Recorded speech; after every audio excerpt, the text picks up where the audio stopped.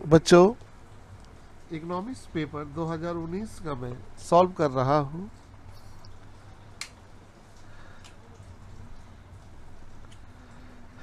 दो हजार उन्नीस में कह रहा है कि डिमांड फॉर अ कमोडिटी के ऊपर कौन कौन इफेक्ट डालता है। तो इसका आंसर हम लोग लिख सकते हैं, प्राइस ऑफ ए कमोडिटी,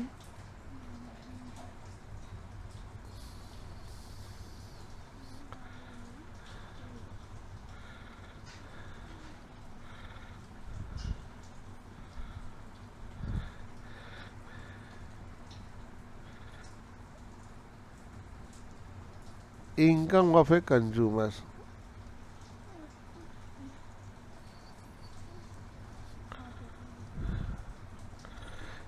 एक फैक्टर और दो factor. Price of A commodity में आपको लिखना क्या होगा,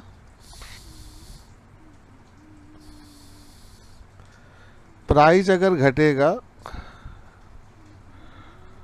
तो डिमांड बढ़ेगा, प्राइस अगर बढ़ेगा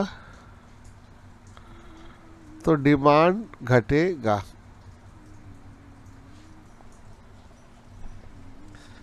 इनकम ऑफ कंज्यूमर में क्या लिखना है,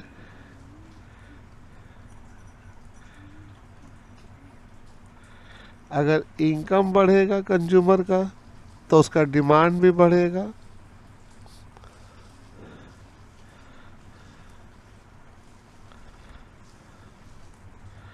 इनकम घटेगा तो डिमांड भी घटेगा।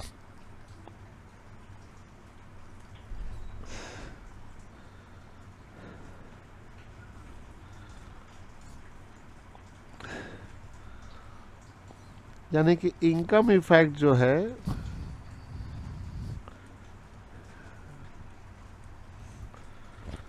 Will be positive.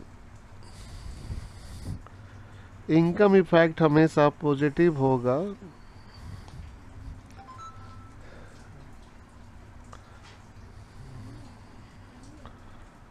For all goods, सभी गुड्स के लिए, खाली एक ठो को छोड़कर।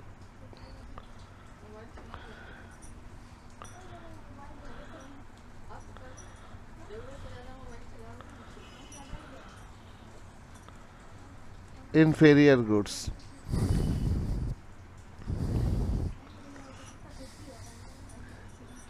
प्राइस ऑफ कमोडिटी, ये हमारी मैथ है, इसको सॉल्व करना चाहिए हम लोग को।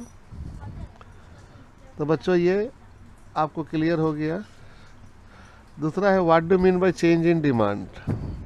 अब हम लोग बताते हैं चेंज इन डिमांड किसे कहते हैं।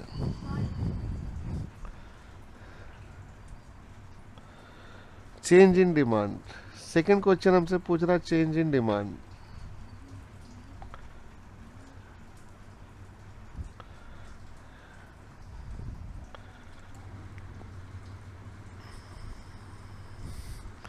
चेंज इन डिमांड ये किसे कहते हैं। चेंज इन डिमांड का मतलब होता है कि एक कमोडिटी का जो डिमांड है या तो वह इंक्रीज कर रहा है या तो वह डिक्रीज कर रहा है। यानी कि कमोडिटी का डिमांड या तो बढ़ भी रहा है या तो घट भी रहा है, लेकिन उसका बढ़ने घटने का जो वजह है चेंज इन अदर फैक्टर्स, और ये घटना हो रहा है ड्यू टू अदर फैक्टर के चलते। लेकिन इसमें प्राइस जो है, प्राइस ऑफ ए कमोडिटी जो है वो रिमेन कांस्टेंट है, इसमें प्राइस में कोई चेंजिंग नहीं होगा, तो उसी को कहेंगे चेंज इन डिमांड। यानी कि चेंज इन डिमांड में बेटा डिमांड बढ़े या घटे उसका वजह अदर फैक्टर होगा, लेकिन प्राइस जो रहेगा वो रिमेन कांस्टेंट होगा, उसी को हम लोग कहेंगे चेंज इन डिमांड। अब हम लोग के सामने बी में मैथ दिया हुआ है, तो मैथ को यहाँ सॉल्व। बच्चों यहाँ पर हम लोग सबसे पहले प्राइस लिख रहे हैं और यहाँ लिख रहे हैं यूनिट। आपकी प्राइस 4 से 2 हो गई, आपकी डिमांड 10 से 15 हो गई। इसको आप कहोगे P1, इसको कहोगे P2। इसको कहोगे Q1, इसको कहोगे Q2। तो पहले आप निकालोगे change in price. Change in price कैसे निकालोगे? 4 में से 2 को घटा दो तो 2। चेंज इन क्वांटिटी निकाल दो, 15 में से 10 घटा दो 5। अब फार्मूला लगाएंगे बच्चों, चेंज इन क्वांटिटी बटा में चेंज इन प्राइस। ऊपर में देंगे P1, नीचे देंगे Q1। 5 बटा में 2, P1 है कितना 4 और Q1 है कितना 10। यहाँ से काटेंगे 5 दूनी 10, 2 2 कटेगा 1। यहाँ आंसर आएगी 1। ये आंसर नहीं होंगी, 1 होंगी।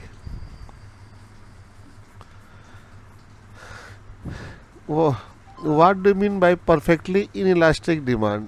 परफेक्टली इन इलास्टिक डिमांड किसे कहते, चलो वो बता दे। लगाओ।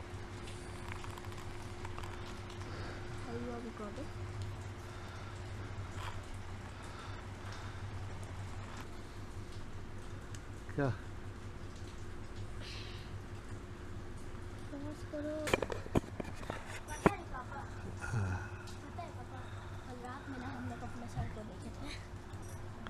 क्या तो है सर? एक तो किधर सर दो तो है।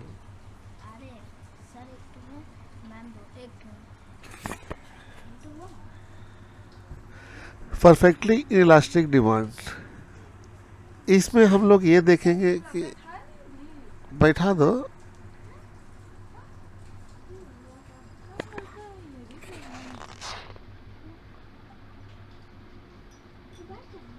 बुलाओ ना, बोलो।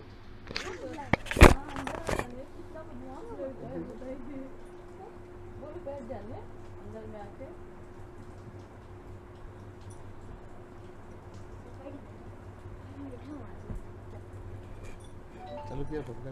हाँ, लाइट भी चल। No change in demand. ठीक है, डिमांड में कोई चेंजिंग नहीं होगा बच्चों, लेकिन प्राइस में चेंजिंग होगा।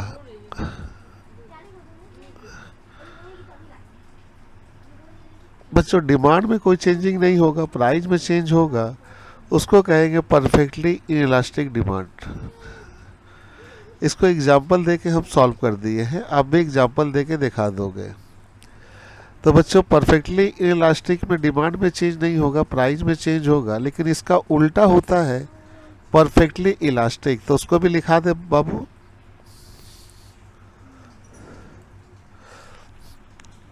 ये है perfectly elastic.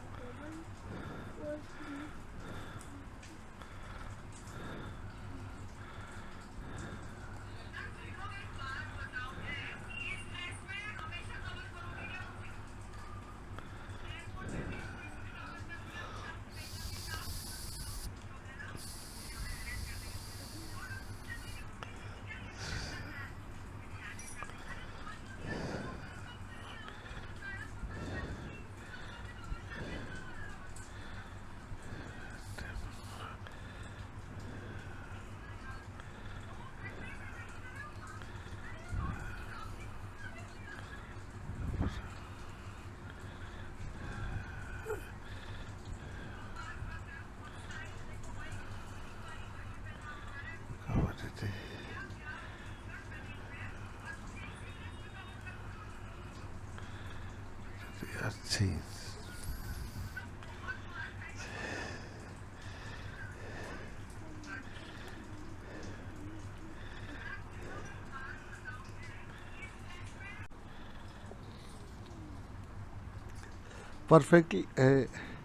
Perfectly elastic demand में हम ये देख रहे हैं कि डिमांड मेरा चेंज हो रहा है, लेकिन प्राइस में कोई चेंजिंग नहीं है। प्राइस अगर कांस्टेंट और डिमांड चेंज हो तो वह कहलाता है इलास्टिक डिमांड।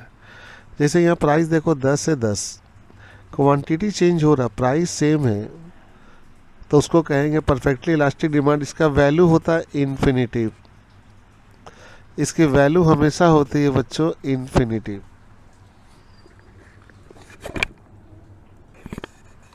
आपसे पूछ रहा रिलेशन बताओ एवरेज कॉस्ट और मार्जिनल कॉस्ट ऑफ प्रोडक्शन के बीच में। तो रिलेशन इन लोग का एक नंबर ये होगा, ये इक्विलिब्रियम पॉइंट है।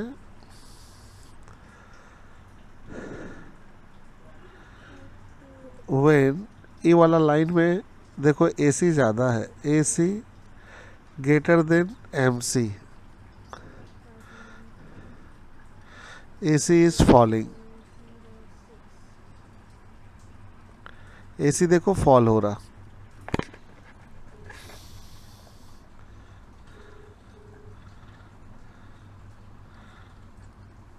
AC और MC बराबर है, तब क्या होगा? हाँ,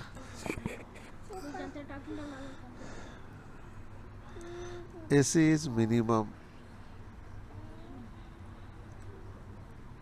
जब ये दोनों बराबर होता है तो ये AC का सबसे मिनिमम पॉइंट कहलाता है।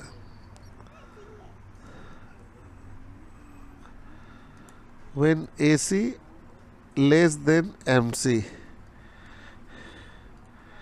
AC क्या होगा मालूम? राइजिंग। ये 3 तो फंक्शन है जो आपको फॉलो करना चाहिए, ये रिलेशन है। इसके बाद कह रहा बच्चों give two example of fix cost. Fix cost का 2 एग्जाम्पल दो, एक है रेंट और एक है इंश्योरेंस।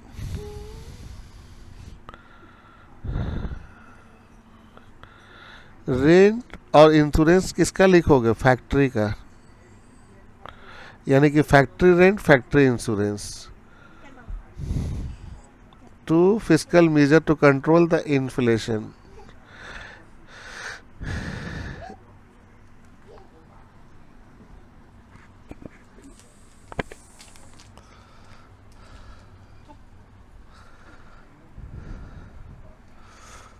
बेटा फिस्कल पॉलिसी जो है ये किस तरीके से हम लोग को इन्फ्लेशन कंट्रोल करता है।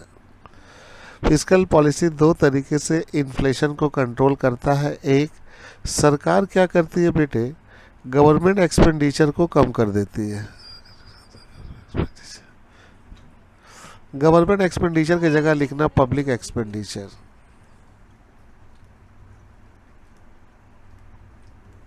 एक ही है, कुछ भी लिख सकते हो। और दूसरा है टैक्स का रेट सरकार बढ़ा देती है। ये 2 चीज़ सरकार करती है जिससे इन्फ्लेशन कंट्रोल हो जाए, इसी को कहते हैं फिस्कल।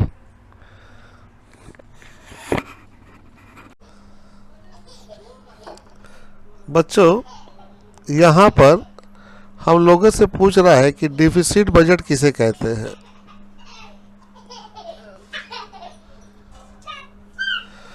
डिफिसिट बजट हम लोग किसे कहते हैं? तो बच्चों डिफिसिट बजट हम किसे कहते हैं, चलिए हम बताते हैं आपको। बच्चों डिफिसिट बजट हम लोग यहाँ पर उसको कहते हैं जब मेरा बजट का रिसीप्ट जो होती है, ये हमारी बजट की रिसीव है, अगर वो कम है बजट एक्सपेंडिचर से, तो आपका बजट का रिसीव अगर बजट एक्सपेंडिचर से कम हो तो उसको हम लोग कहते हैं डिफिसिट बजट। उसके बाद 2015 में आया स्टैंडर्ड डिविएशन, किसे कहेंगे? बच्चों स्टैंडर्ड डिविएशन हम उसको कहते हैं जिसका काम है मेजरमेंट करना, और ये मेजरमेंट करता है how the displace the data in relation to mean, यानी कि जो डाटा लाया गया है मीन के लिए उसको किस तरीके से हम डिस्प्लेस करेंगे, मतलब उस डाटा को किस तरीके से हम आगे बढ़ाएंगे ताकि हमको स्टैंडर्ड डिविएशन मिल सके। तो स्टैंडर्ड डिविएशन का मतलब होता है the measure of how the displace the data in relation to mean, मतलब डाटा जो कलेक्ट हुआ था वो मीन निकालने के लिए, लेकिन उसी डाटा को जब हम लोग डिप्रेस करते हैं तो हम लोग को मिलता है standard deviation.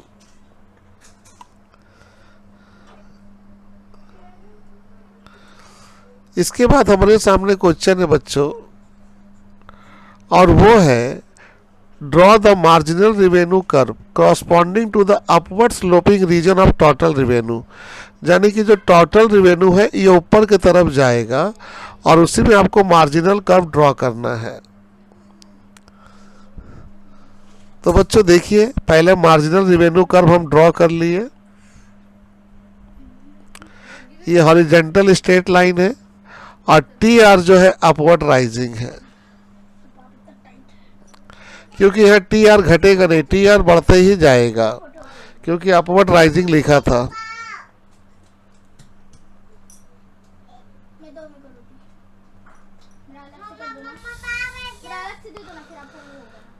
Mention the two causes of poverty. Poverty की दो रीजन बताइए, इसकी क्या रीजन है पॉवर्टी की। तो पहला रीजन है बेरोजगारी, अनएम्प्लॉयमेंट, और दूसरा है पॉपुलेशन का रेट बहुत ज़्यादा है। सीजनल अनएम्प्लॉयमेंट किसे कहते हैं? चलिए सीजनल एम्प्लॉयमेंट को भी देख लें।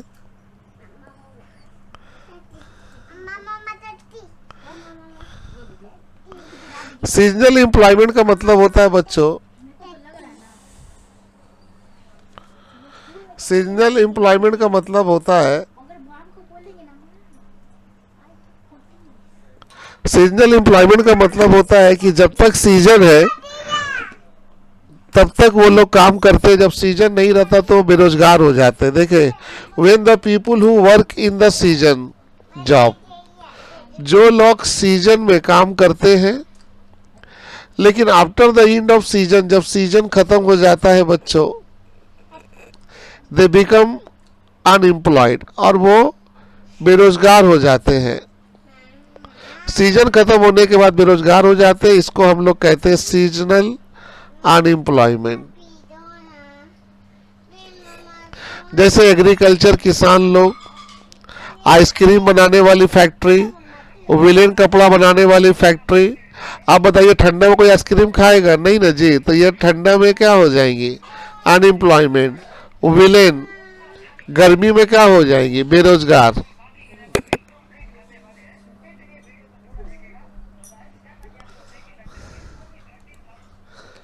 अब बोलना लाइफ इंश्योरेंस और जनरल इंश्योरेंस में क्या डिफरेंट है, आइए देखते हैं बच्चों। लाइफ इंश्योरेंस में मनी बैक गारंटी होती है। लाइफ इंश्योरेंस में बच्चों मनी बैक की गारंटी होती है, यानी कि LIC कराएंगे तो आपको पैसा मिलेगा, लेकिन इसमें मनी बैक की गारंटी नहीं होती है। इंश्योरेंस प्रीमियम पेड रेगुलरली, इसमें इंश्योरेंस आपको हर टाइम देना होगा। रेगुलर मतलब हर साल देना होगा, रेगुलरली मतलब एवरी ईयर। लेकिन इसमें जो इंश्योरेंस आपको देना होगा सिर्फ 1 साल का।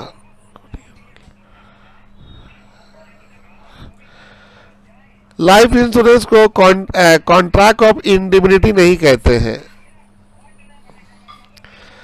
कॉन्ट्रैक्ट ऑफ इंडिमिनिटी का मतलब होता है पैसा तभी मिलेगा जब लॉस होगा।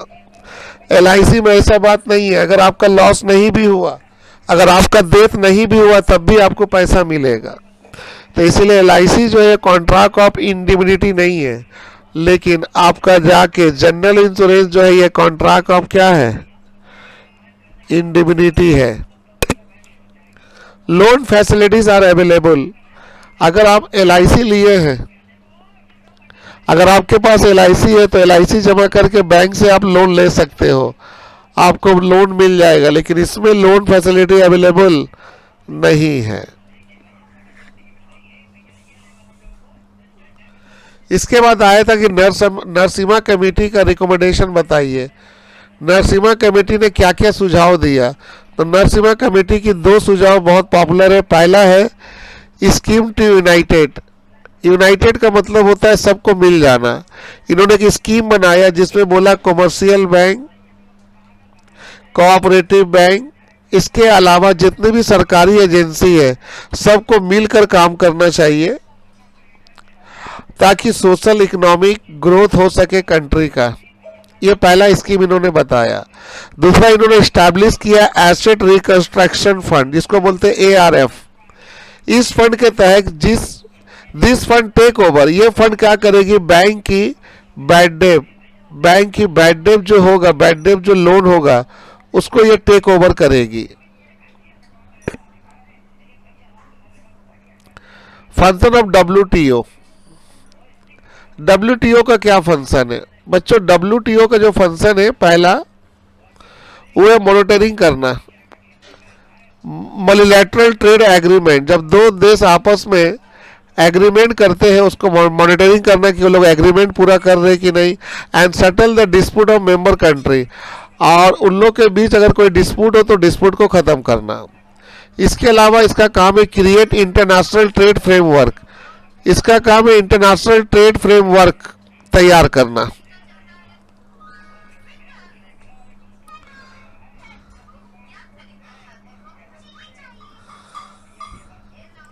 अब बच्चों हम लोग चलेंगे 2016 का 2 मार्क्स को सॉल्व करने।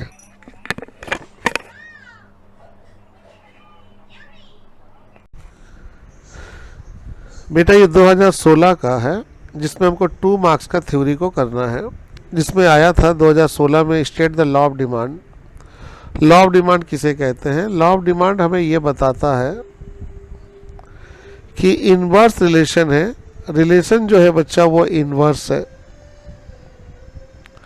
इनवर्स रिलेशन है प्राइस के बीच में और क्वांटिटी डिमांड के बीच में इनवर्स रिलेशन है, उसे ही लॉ ऑफ डिमांड कहेंगे।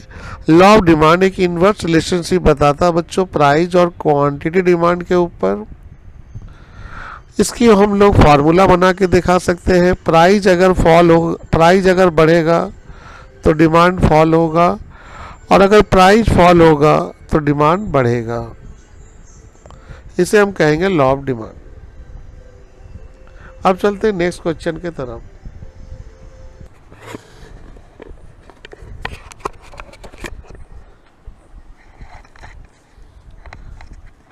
बच्चों दूसरा जो क्वेश्चन आया है 2016 में वो है इन्फीरियर गुड्स। इन्फीरियर गुड किसे कहते हैं, the demand for a commodity fall, जब किसी कमोडिटी का डिमांड कम हो जाता है with the rise the income level of a consumer, अगर कंज्यूमर का इनकम अगर बढ़ रहा लेकिन उसका डिमांड घट रहा कमोडिटी का, ऐसे गुड्स को हम लोग कहेंगे इन्फीरियर गुड्स। यानी कि इस गुड्स का डिमांड जो है बच्चों वो कम हो जाएगा, अगर कंज्यूमर का इनकम बढ़ेगा तो इसका डिमांड क्या हो जाएगा, कम हो जाएगा, उसे कहेंगे इन्फीरियर गुड्स। इसको हम लोग इस तरीके से एक्सप्लेन करेंगे। देखिए यहाँ इनकम बढ़ा लेकिन डिमांड क्या हो रहा, फॉल। देखो यहाँ इनकम घटा लेकिन डिमांड क्या हो रहा, राइज। तो इनकम इफेक्ट हमेशा नेगेटिव होता है इन्फीरियर गुड्स में।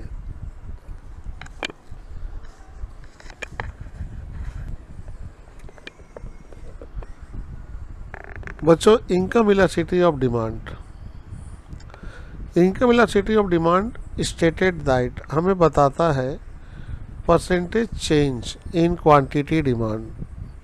ये हमेशा परसेंटेज में बताता है कि क्वांटिटी डिमांड में कितना परसेंट चेंज हो रहा, और अगर ये चेंज हो रहा तो इसका रीजन है परसेंटेज चेंज इन इनकम। यानी कि डिमांड जो चेंज हो रही है उसकी वजह है चेंज इन इनकम, उसे कहेंगे income elasticity of demand. Income elasticity of demand का फार्मूला होगा percentage change in quantity demand बटा में होगा percentage change in income of a consumer.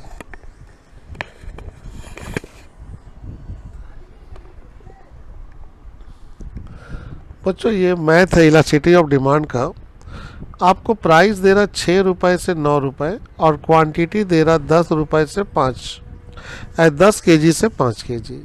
आपको बोला इलास्टिसिटी ऑफ डिमांड निकालो, तो पहले हम यहाँ प्राइस का लिस्ट ले लिए और यहाँ क्वांटिटी का। प्राइस देखो 6 से 9 है, क्वांटिटी 10 से 5 है।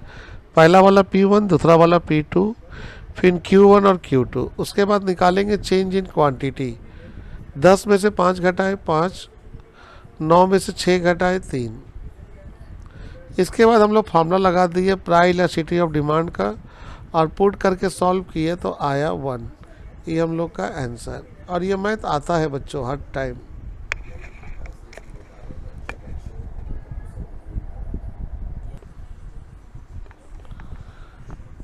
मार्जिनल कॉस्ट को हम लोग बोलते हैं एडिशनल कॉस्ट। मार्जिनल कॉस्ट को एडिशनल कॉस्ट बोलते हैं बच्चों। और ये एडिशनल कॉस्ट अगर हो भी रहा है तो उसका वजह due to produce of additional unit of output.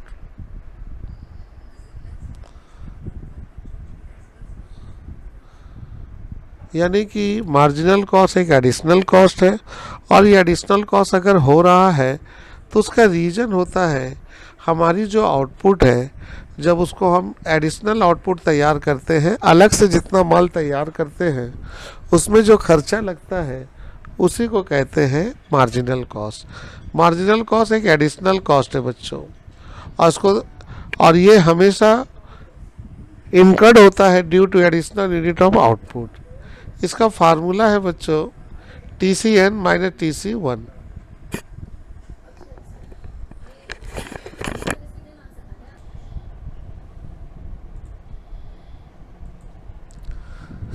ये क्वेश्चन बहुत इंपॉर्टेंस है कि long run cost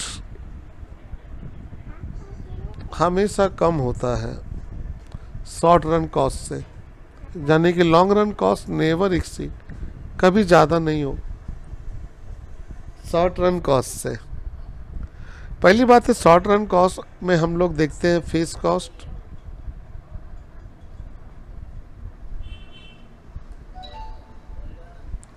short run cost में दो तरह के कॉस्ट होती है, फिक्स्ड कॉस्ट और वेरिएबल कॉस्ट। लेकिन लॉन्ग रन में बेटा all the cost are variable.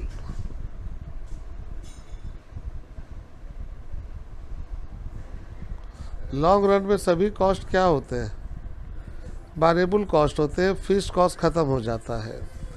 और लॉन्ग रन में बेटा the firm can extend it production, firm अपना प्रोडक्शन को बढ़ा सकता है और यूज कर सकता है अच्छा से अच्छा मशीन और प्लांट। इसलिए लॉन्ग रन कॉस्ट कभी भी ज़्यादा नहीं होगा किससे, शॉर्ट रन कॉस्ट से।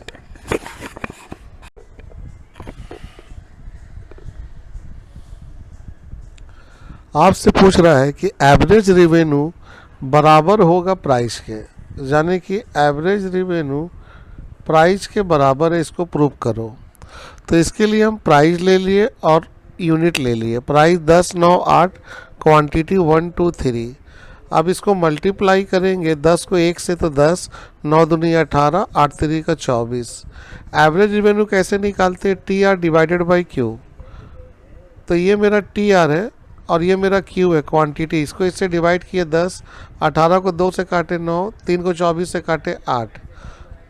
तो यहाँ देखिए जो प्राइस था उसके बराबर में आ गया, यहाँ भी 9 है, यहाँ भी 9 है। तो इसीलिए हम कह सकते हैं from the above table we see that P बराबर AR।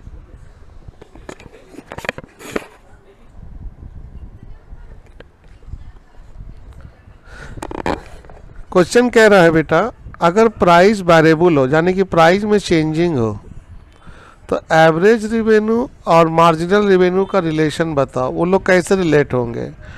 अगर प्राइस वेरिएबल है तो एवरेज रेवेन्यू का जो स्लोप होगा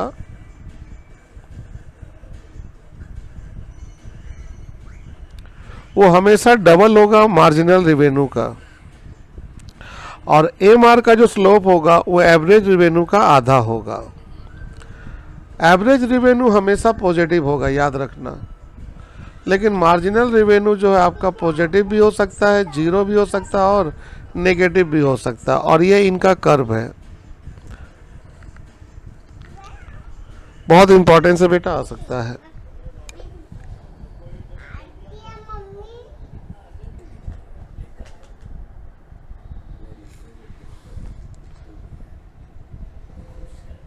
एक्सपेंसिव फिस्कल पॉलिसी, बेटा एक्सपेंसिव फिस्कल पॉलिसी का मतलब होता है टैक्स रेट को कम करना, टैक्स रेट को कम करना, सरकारी खर्चा को बढ़ाना, इंक्रीज गवर्नमेंट एक्सपेंडिचर, ये सब हमारी एक्सपेंसरी फिजिकल पॉलिसी होता है। इसका मेन मोटिव होता है डिमांड को बढ़ाना। एक्सपेंसरी एक्सपेंसिव फिजिकल पॉलिसी का मेन मोटिव होता है इकोनॉमिक के अंदर डिमांड को बढ़ाना।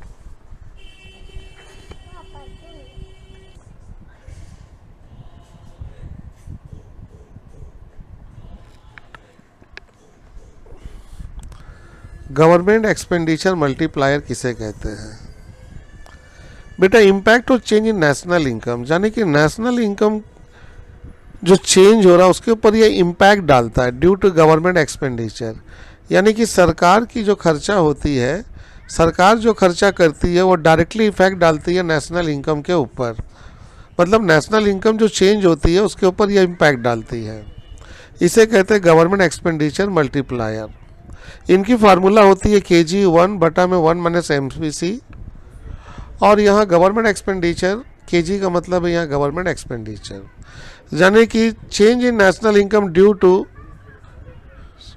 ये वाला हटा ही दो, सिंपल वर्ड लिख लो, change in national income due to government expenditure, इतना वर्ड भी काफ़ी है बच्चों। Change in national income due to government expenditure is called government expenditure multiplier. इनका फार्मूला ये है, अब इसको नोट कर लेना। बस सिंपल याद रखना कि नेशनल इनकम चेंज हो रही है गवर्नमेंट एक्सपेंडिचर के चलते।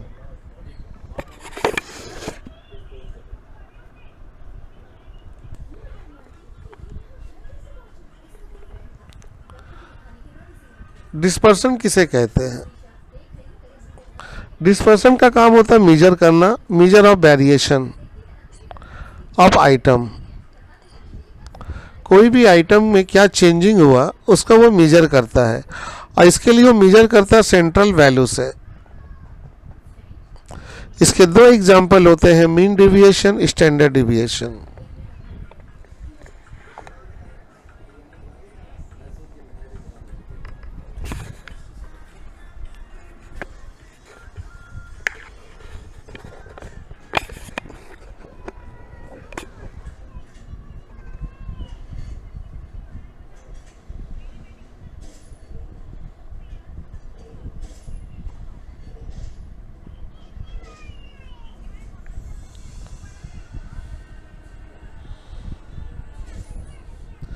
डिसग्रीस अनएम्प्लॉयमेंट क्या है?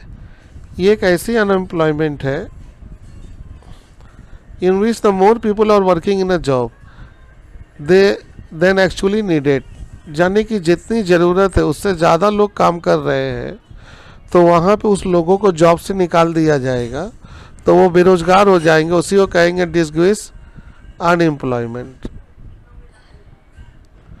तो डिसग्रीस अनएम्प्लॉयमेंट का मतलब होता है जब कोई unemployment in which the more people working in a job then actually needed, जितना ज़रूरत है उससे ज़्यादा अगर वो लोग काम कर रहे हैं तो वो हमेशा कहलाएगा डिसग्रीस अनएम्प्लॉयमेंट।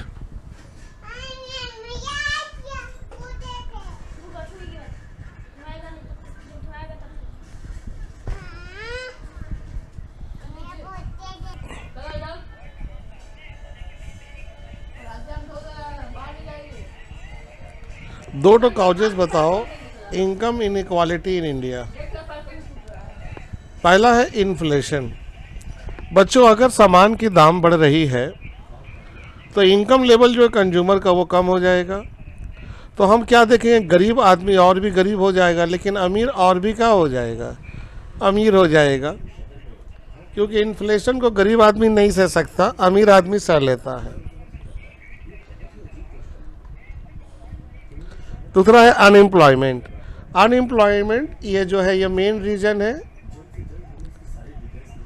इनकम और वेल्थ के बीच में इनइक्वालिटी पाने के लिए, मेन रीजन है अनएम्प्लॉयमेंट।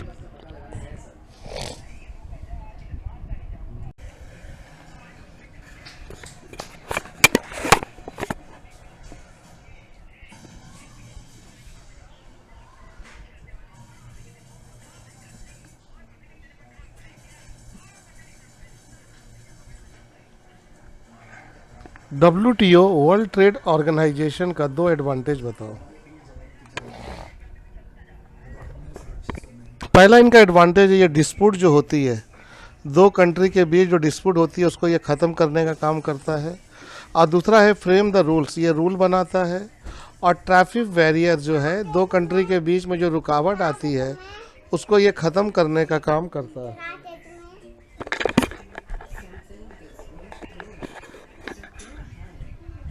उसको नए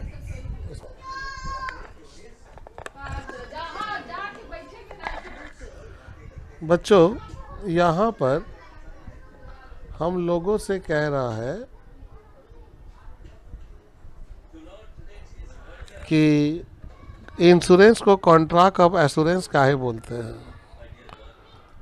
बेटा, life insurance contract is considered assurance of contract. Life insurance को एश्योरेंस ऑफ कॉन्ट्रैक्ट इसलिए कहते हैं क्योंकि इंश्योरेंस कंपनी इसमें गारंटी देता है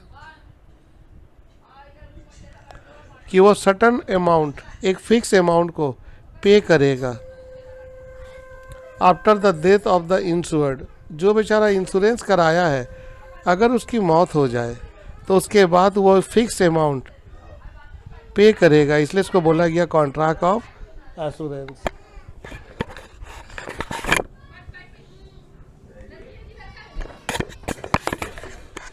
तो इस पर दो बातें इंपॉर्टेंस है कि इंश्योरेंस कंपनी गारंटी दे रहा है एक सर्टन अमाउंट का, और ये कब मिलेगा, जो इंश्योर्ड पर्सन है उसकी मौत होने के बाद।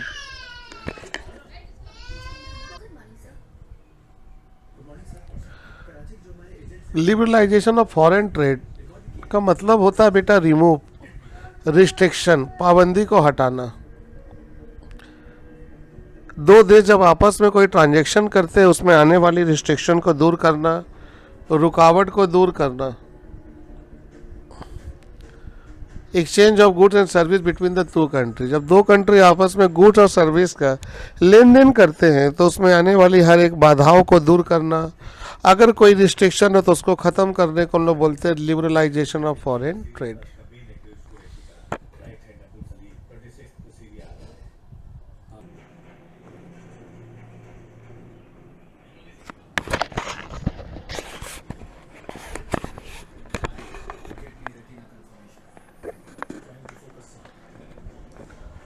बच्चों, 2017 में जो क्वेश्चन आया है उसमें पूछा है define given goods. Given goods एक इन्फीरियर गुड्स है, लेकिन इसका डिमांड जो है हमेशा बढ़ता है with increase the price of goods. अगर सामान का दाम बढ़ता है तो डिमांड भी बढ़ता है, ऐसे गुड्स को हम कहेंगे गिवन गुड्स। अच्छा, गिवन गुड्स के केस में लॉ ऑफ डिमांड हमेशा फेल हो जाता है। याद रखना बच्चों,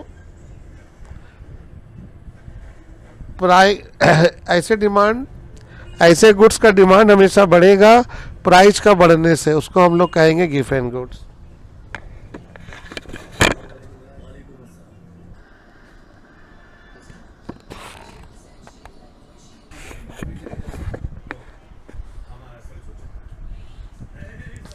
बेटा, प्राइस दिया हुआ है 8 रुपए से 4 रुपए और क्वांटिटी दिया हुआ 10 से 15। आपको बोला इलास्टिसिटी ऑफ डिमांड निकालो, तो पहले एक प्राइस का लिस्ट तैयार कर लिए क्वांटिटी का। ये P1 P2, इसको P2 Q1 Q2 मान लिए। पहले चेंज इन क्वांटिटी निकाल दिए, 15 से 10 घटा दिए और प्राइस में 8 से 4 घटा दिए। इसके बाद इसमें फार्मूला लगाए बेटा, जो था पुटअप किए, आंसर आ गया 1।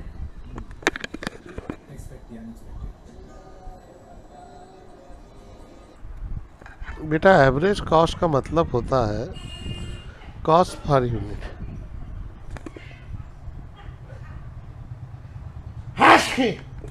एवरेज कॉस्ट का मतलब होता है cost per unit of the output. AC निकालने का फार्मूला होता है TC divided by number of output. AC curve हमेशा यू शेप्ड होता है बेटा, उसका वजह होता है लॉ ऑफ वेरिएबल प्रोपोर्शन। इतना काफ़ी है लिखना।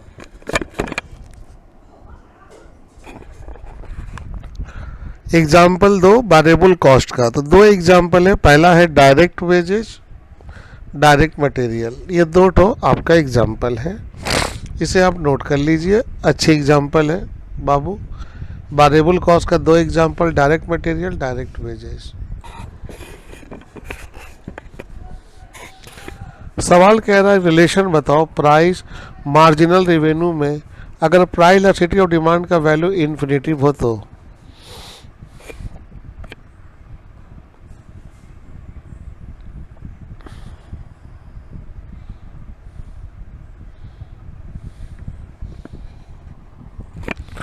बच्चों फार्मूला ये होगा, मार्जिनल रेवेन्यू बराबर एवरेज रेवेन्यू 1 माइनस ई।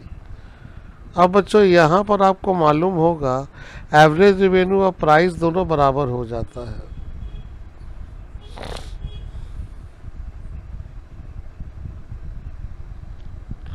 बच्चों यहाँ इलास्टिसिटी ऑफ डिमांड का वैल्यू है इन्फिनिटिव।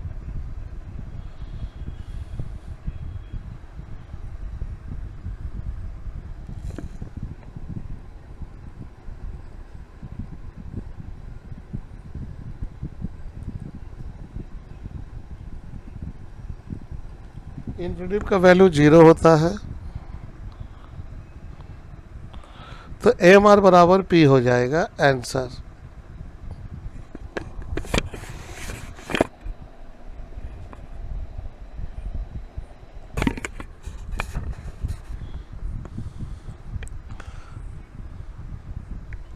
बच्चों फिस्कल पॉलिसी क्या है?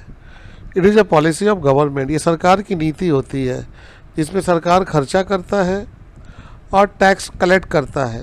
2 काम करता है, खर्चा करना और टैक्स का कलेक्ट करना, ताकि वो सस्टेनेबल ग्रोथ को हासिल कर सके। फिस्कल पॉलिसी में 2 ही टूल होती है, एक होती है टैक्स का रेट और दूसरी होती है गवर्नमेंट एक्सपेंडिचर। इसको आप नोट कर लीजिएगा।